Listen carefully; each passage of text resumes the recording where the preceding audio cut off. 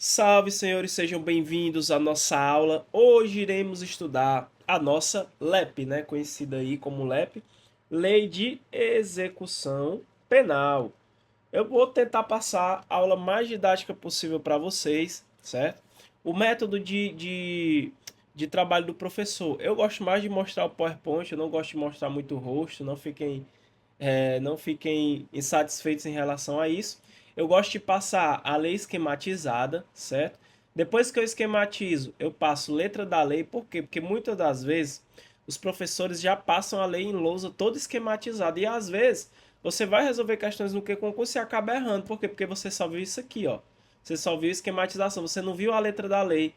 E às vezes você acaba errando porque você nunca leu, né? E você erra questões e a gente vai trabalhar em cima disso. Depois que eu passo aqui a teoria, o que é que eu faço? Questões, meus alunos. Vocês vão ver que durante esse passo a passo a gente vai resolver diversas questões. Olha a aula que eu gravei lá no meu curso agora, ó, da parte das assistências, ó, uma, duas, três, quatro, cinco. Então eu explico e vou, ó, passando questões, tá bom? O máximo de questões possíveis.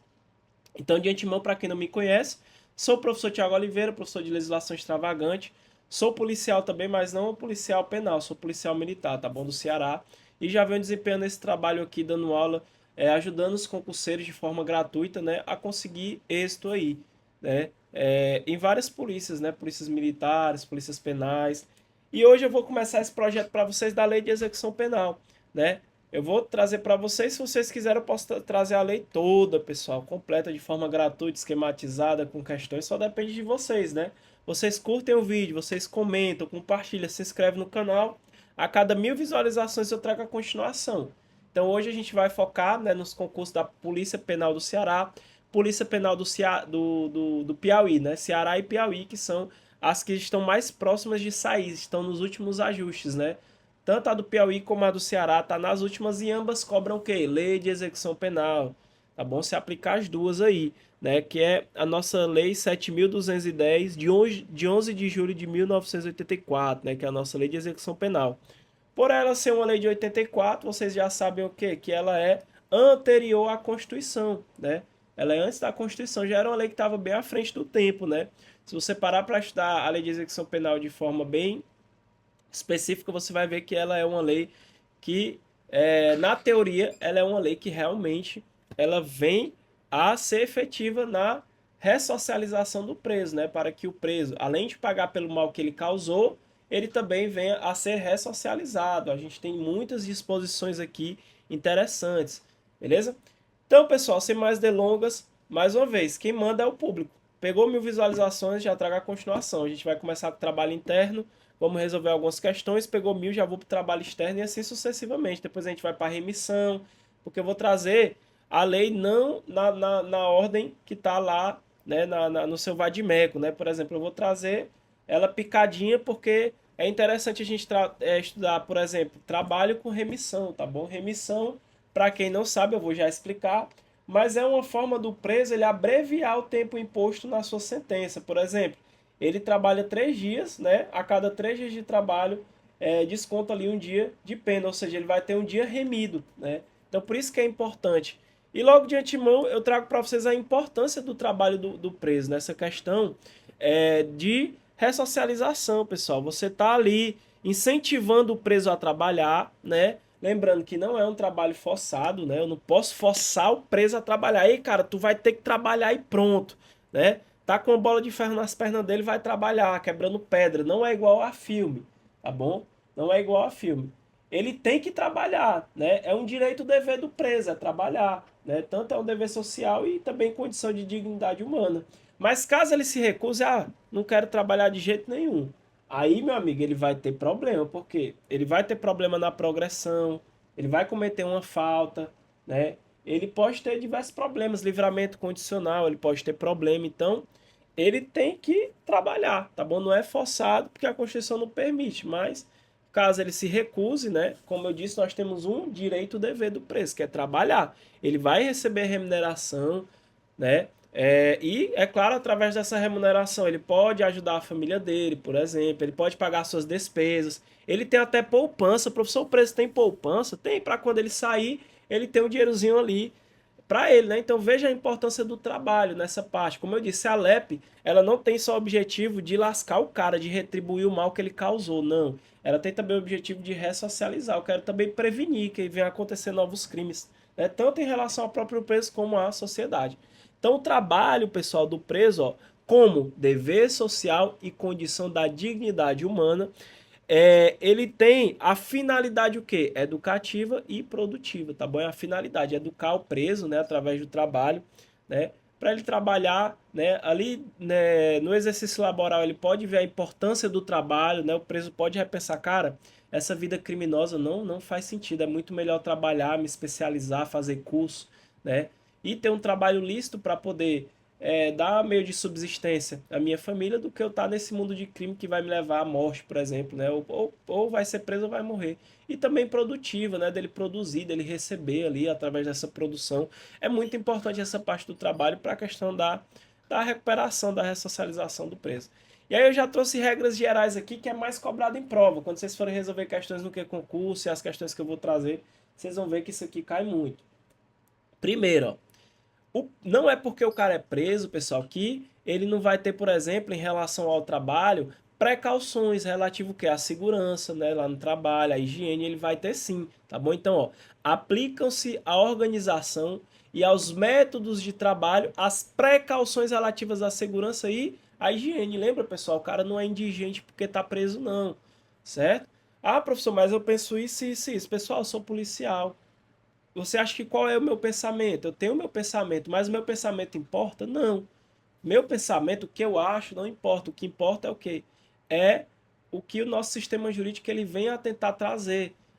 É só dessa forma que você pode passar em concurso. Você não pode deixar suas crenças, suas opiniões pessoais ficar acima do que você tem que saber. Você não quer passar, não quer ser servidor, então pega a visão que o professor vai passar para você, tá bom? Então, ó, aplicam-se à organização e aos métodos de trabalho, ó, as precauções relativas à segurança e também à higiene, né? Então, é isso, ó. O trabalho do preso, muito importante, isso aqui é o que mais cai. Bota um asterisco aí que é muito cobrado. Pessoal, o trabalho do preso não está sujeito à CLT, à Consolidação das Leis do Trabalho. Coloca na tua cabeça, só aceita, pessoal. O trabalho do preso, certo? Ele não está sujeito ao regime de consolidação do trabalho. Por que isso, professor? Por que ele não tem ali, por que ele não está sujeito aos regimes da CLT? Ora, pessoal, o cara está preso, ele está cumprindo uma pena privativa de liberdade, senhores. Né? O legislador ele optou por não conceder os direitos seletistas ao preso, em razão de quê? Da sua falta de liberdade para a formação do contrato. Né? O legislador ele considerou que a sentença penal condenatória retirou tal liberdade do preso. Por isso que o trabalho do preso não está sujeito ao regime da consolidação da lei do trabalho. Falando do preso político e do preso provisório, né? O preso político, pessoal, em relação ao trabalho, o preso político para ele é facultativo, tá bom? Não quer dizer que é proibido ele trabalhar, é facultativo, como diz no artigo 200, ó.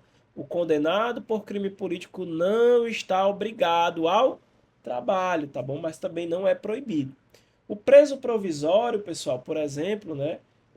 A prisão preventiva, o cara que está preso preventivamente em relação ao trabalho, para ele também, ó, é facultativo, tá bom? Para o preso provisório é facultativo, beleza?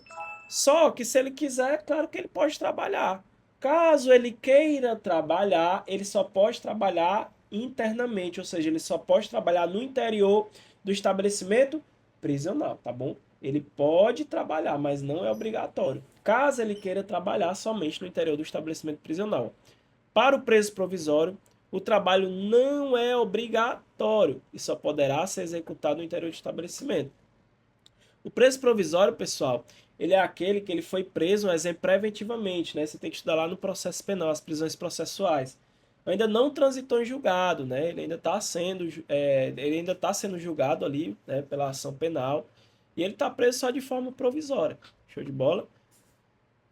Remuneração, pessoal. O preso recebe remuneração? Aí também, se não recebesse, pessoal, ele recebe sim, porque tiraria até aquela vontade do cara ressocializar, né? Ele tem que receber o saláriozinho ali para ele se motivar, né, pessoal? Então, pessoal, ele recebe remuneração? Sim, é remunerado, mas vai ter uma diferenciação. Por quê? Porque aqui o cara está privado de liberdade, ele não tem um contrato como um trabalhador comum, né? Ele se corrompeu, foi para o mundo do crime, e é claro que alguns direitos a lei vai tirar dele. Não vai tirar, né? Ela vai limitar alguns direitos. Então, o trabalho do preso ele será remunerado mediante prévia tabela, só que não pode ser inferior a 3/4 do salário mínimo. Pode ser maior? Pode, só não pode ser menor. Então, o preso, né, ele pode receber, por exemplo, 3/4 do salário mínimo, ou seja, é menor que o salário mínimo. Professor, mas isso fere princípios constitucionais da dignidade humana, da isonomia, né? Mas o cara tá preso, pessoal, o cara tá preso. Alguns direitos fundamentais que ele tem vai ser um pouco limitado, né? Seja pela sentença ou pela própria lei, né? Alguns, né? Então, nesse caso, atualmente isso aqui é validado, tá bom? É validado aí. Validado, foi considerado recepcionado pela Constituição atualmente. Pode mudar? Pode, né? Nesse governo agora eu acredito que eles possam igualar o salário mínimo. Pode ser considerado isso aqui inconstitucional, mas até o momento está valendo, tá bom? Então, pessoal, o preso, né, ele pode ser remunerado em 3/4 do salário mínimo. Segundo o STF, o próprio STF, não, isso não viola os princípios da dignidade humana ou da isonomia, né? A nossa lei é anterior à Constituição, então o STF ele considera esse artigo aqui recepcionado pela Constituição. É só você ir pela lógica, pessoal. Vamos lá, vamos raciocinar com o professor. Vamos procurar raciocínio por quê? A prova de vocês, pessoal, das polícias penais, vai ter discursiva. Às vezes a discursiva, ela pode cobrar que você faça uma dissertação em relação à LEP, como aconteceu na Polícia Civil. A Polícia Civil cobrou na redação a lei de drogas, então você tem que ter conhecimento da lei para fazer uma boa redação. Nada impede, por exemplo, que a IDECAN, que vai fazer a Polícia Penal do Ceará, cobre aqui na discursiva e você tem que ter um conhecimento bom. Então vamos raciocinar, pessoal. Vamos pensar em salário mínimo hoje, ó. Salário mínimo. Pessoal, para que serve o salário mínimo? Professor, é para eu viver, para eu comprar minhas coisinhas. Muito bem. O salário mínimo, mas vamos olhar do ponto de vista jurídico, conforme a nossa Constituição.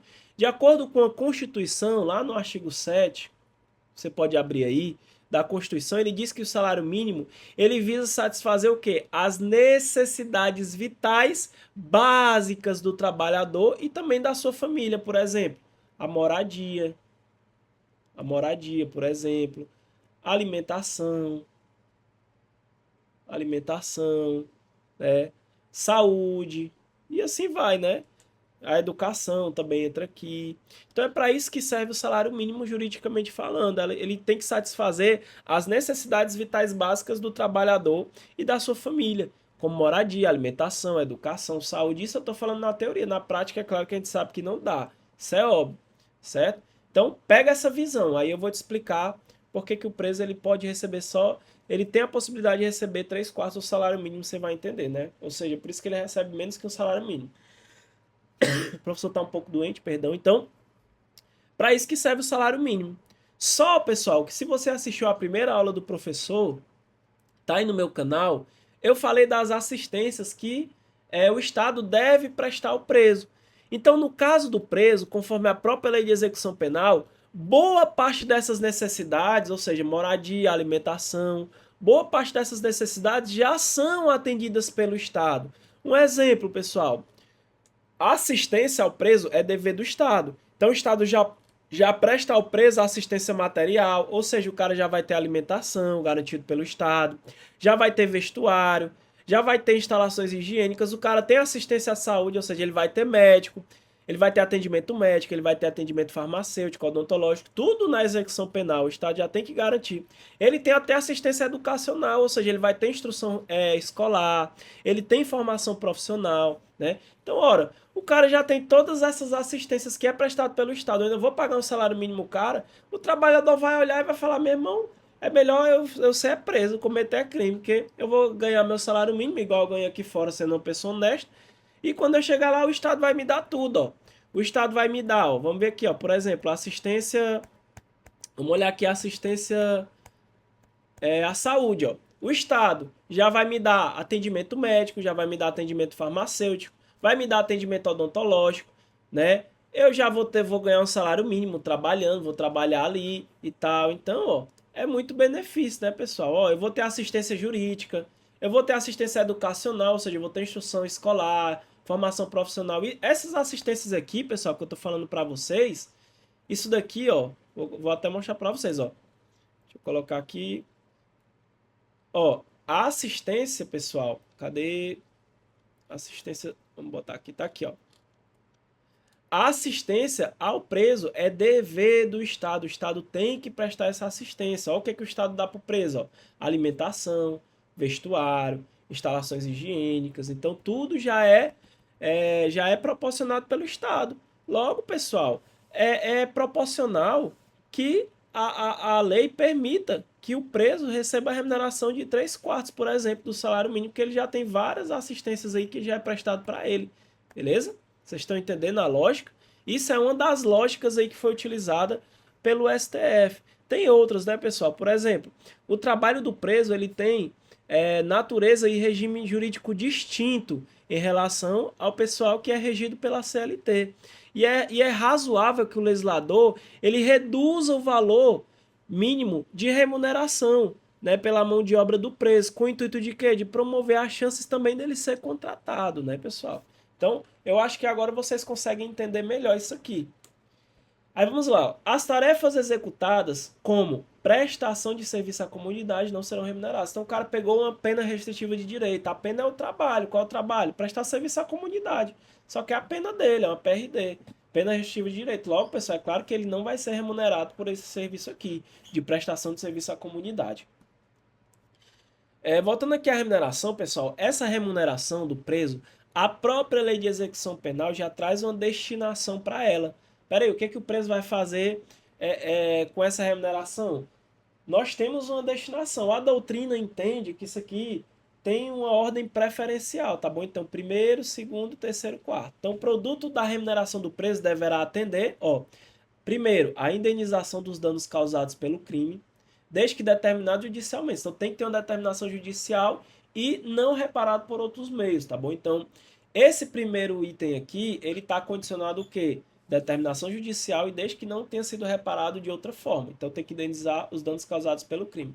Segundo, assistência à família, né, pessoal? Olha como é importante o trabalho.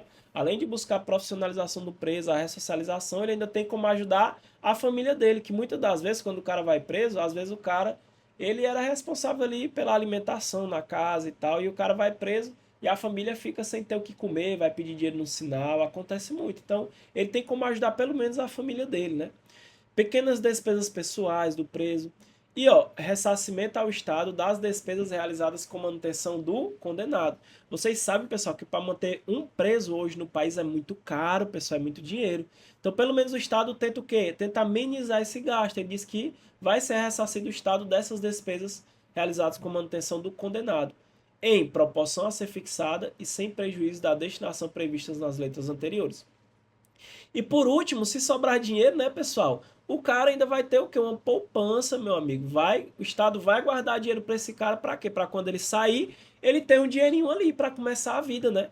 Então, ó, ressalvado as outras aplicações legais, será depositada a parte restante para a constituição do pecúlio, né? A gente chama de pecúlio, em caderneta de poupança, que será entregue ao condenado quando posto em liberdade. Então, vai ser feita uma economia ali, né, pro preso, né, vai colocar na poupança lá para render um pouquinho, para quando esse cara sair, sei lá, cumprir 10 anos aí, depois de 10 anos juntando, vai ter um dinheirinho bom para ele poder voltar à vida em sociedade novamente, para facilitar essa ressocialização também, que é importante, né, pessoal? É importante que ele não volte a cometer crimes, beleza?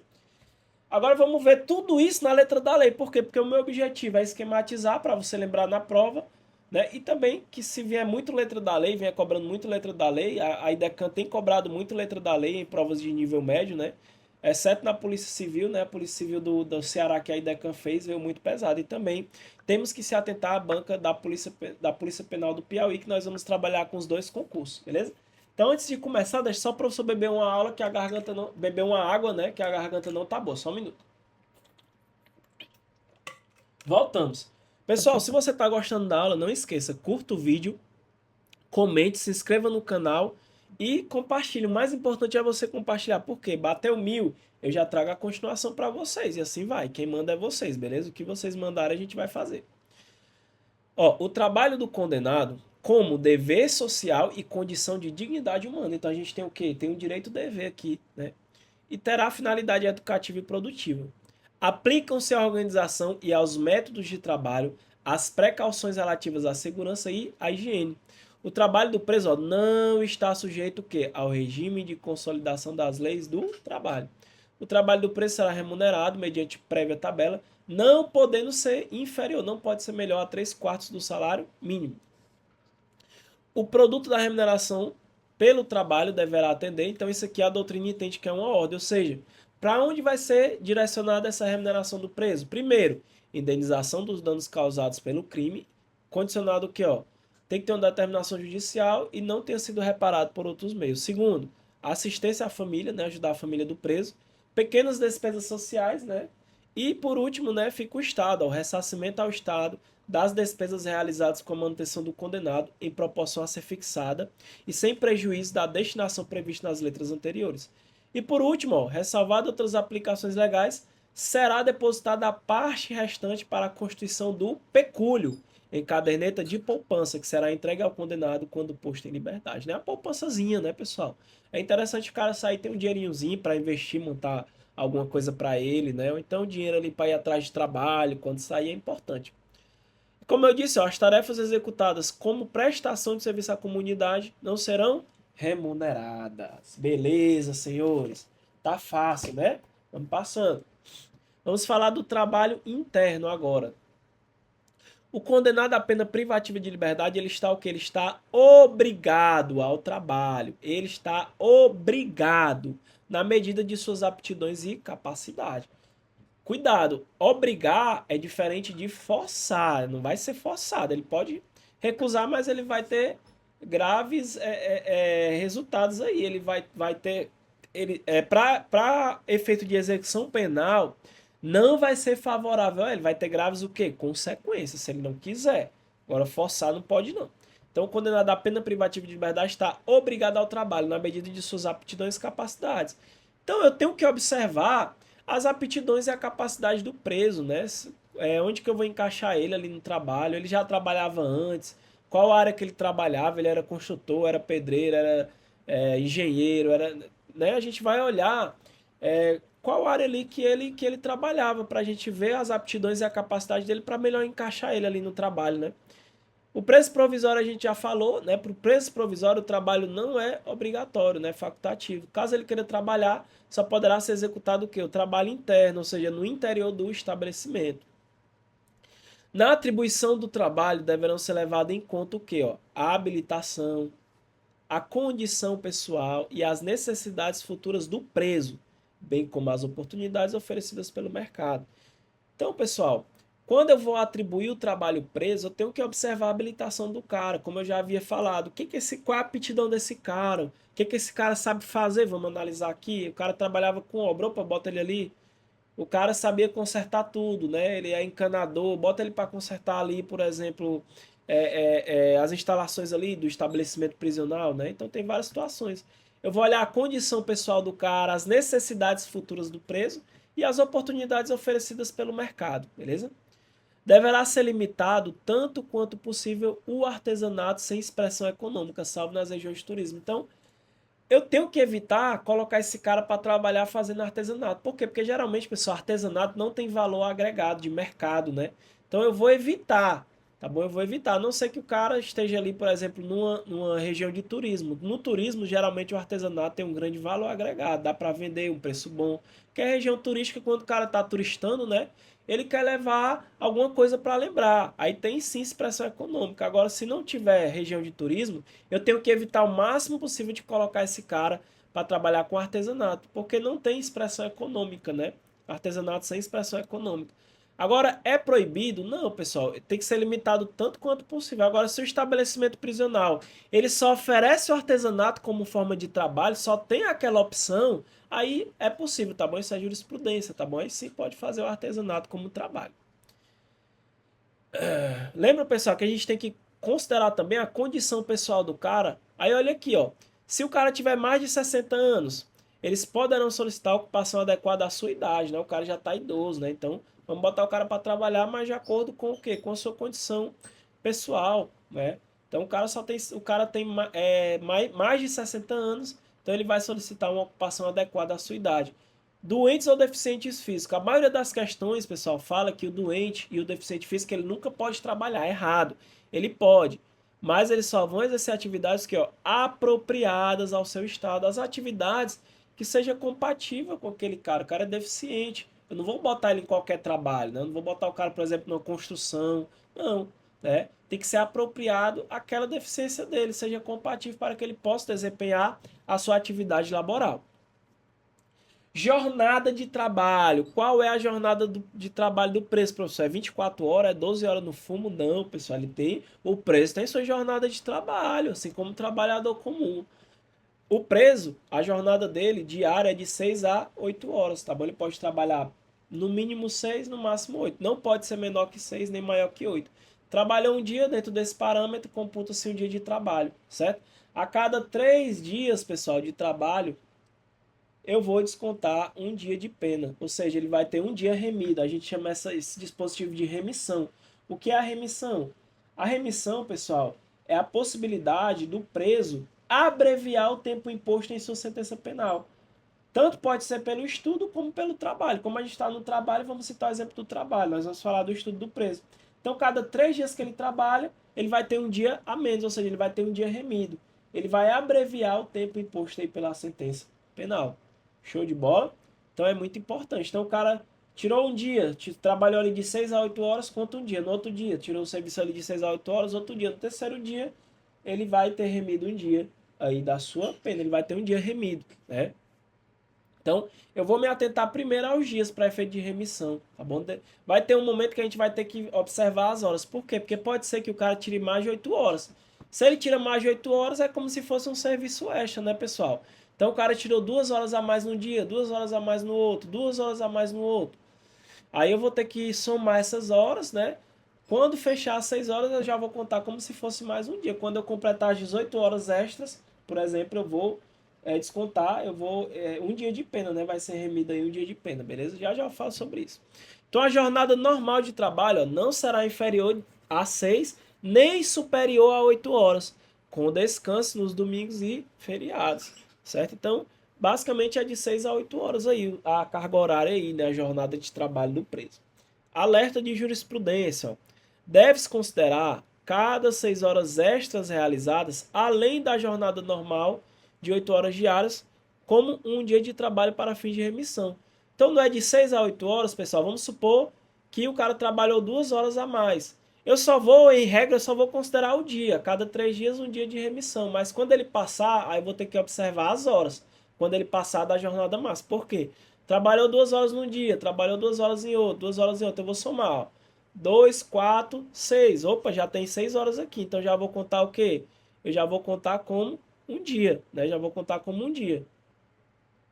Quando eu somar aqui as 18 horas, né? Que vai dar equivalente aí a 3 dias, por exemplo, aí a gente vai ter a remissão, né? Vai ser remido um dia da pena, tá bom? Então só vou me preocupar com as horas quando ele passar das 8 horas, por exemplo. Aí eu vou me preocupar que eu vou ter que fazer esse banco de horas aqui. Então, deve-se considerar cada 6 horas extras que ele tirar acima das 8 horas, que é realizado além da jornada normal de 8 horas diárias, como que, ó, um dia de trabalho para fins de remissão. Show de bola?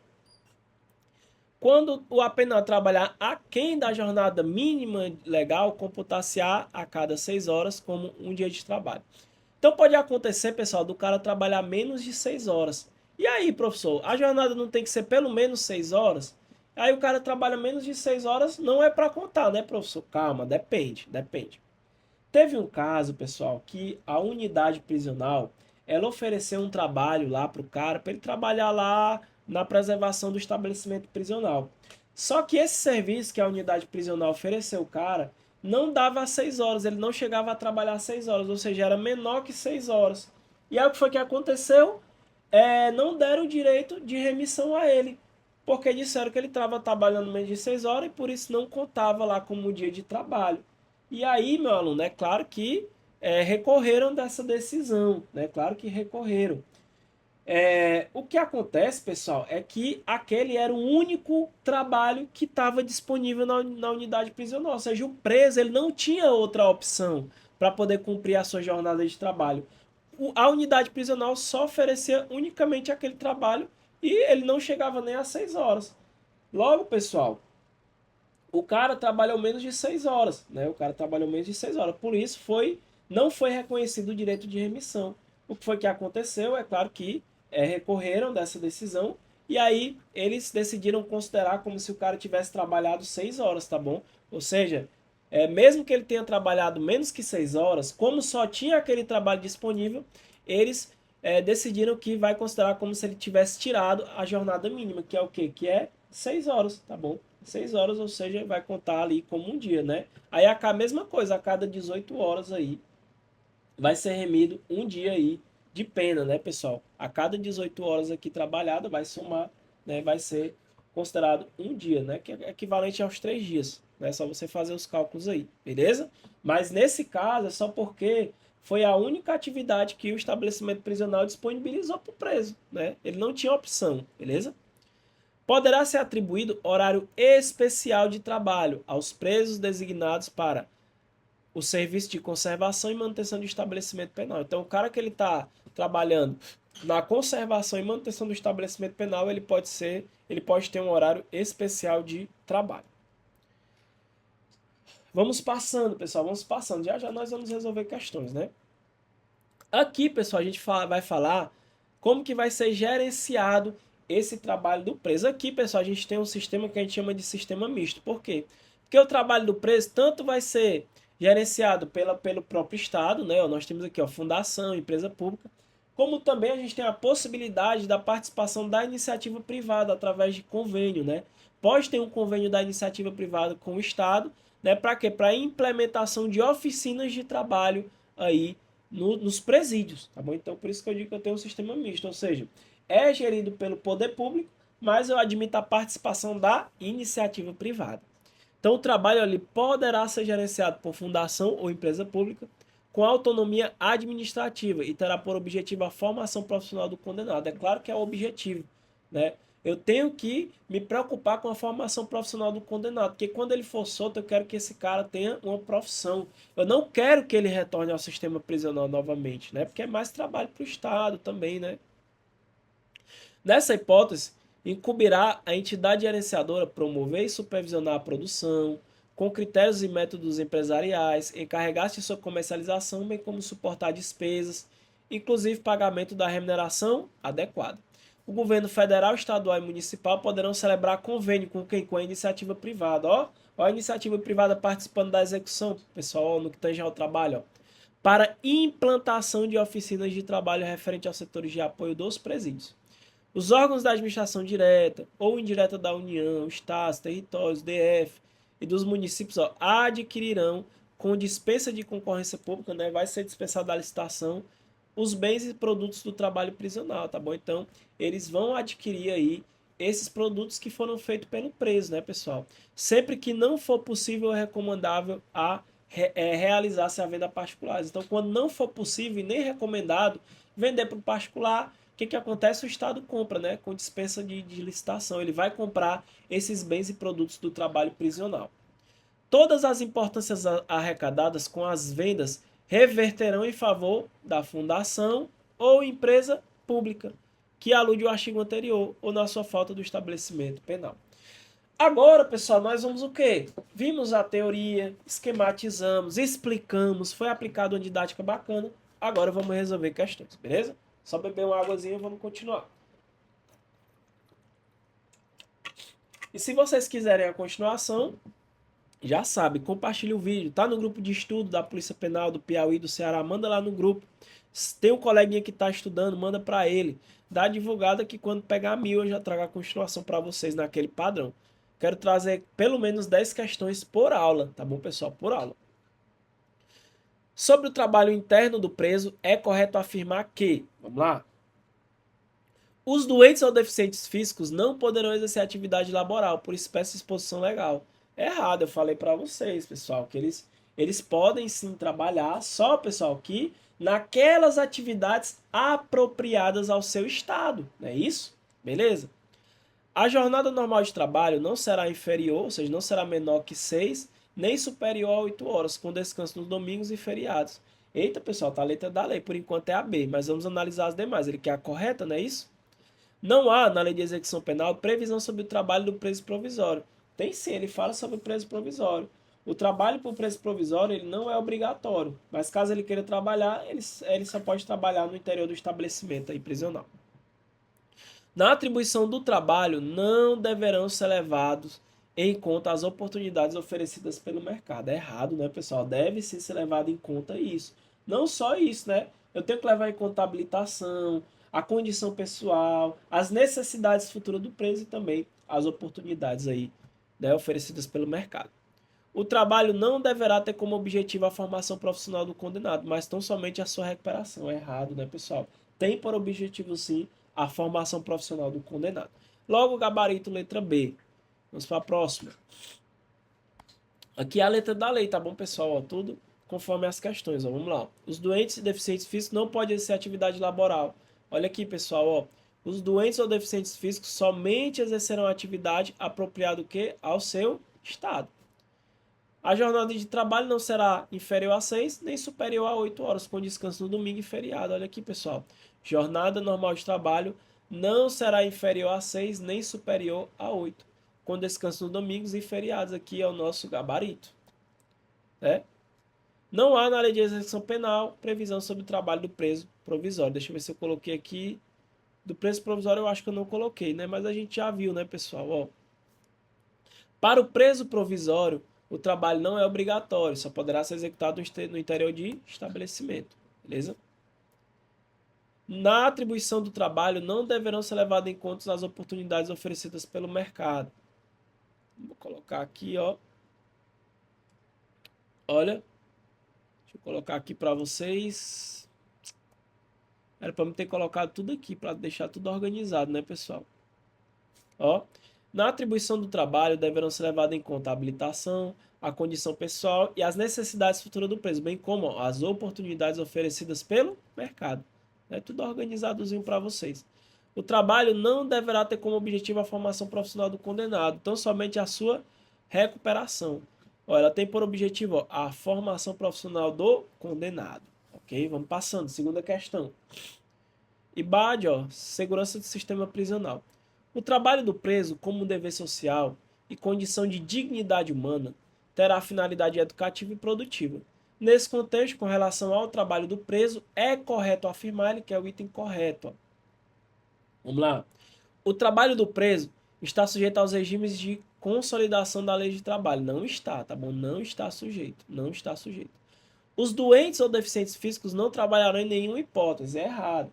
Eles vão trabalhar nas atividades apropriadas ao seu estado, né? As tarefas executadas como prestação de serviço à comunidade também serão remuneradas. É errado, não serão remuneradas. O produto da remuneração pelo trabalho deverá atender, dentre outros objetivos, olha, não excluir os demais, tá bom? Ao ressarcimento ao Estado das despesas realizadas com a manutenção do condenado. É uma das direções que tem que ser colocada essa remuneração, né? O produto da remuneração. Esse aqui é o mais correto até o momento. O preso condenado à pena privativa de liberdade não está obrigado ao trabalho. Ele está sim obrigado ao trabalho. Logo, a mais correta, nós ficamos com a letra D, né?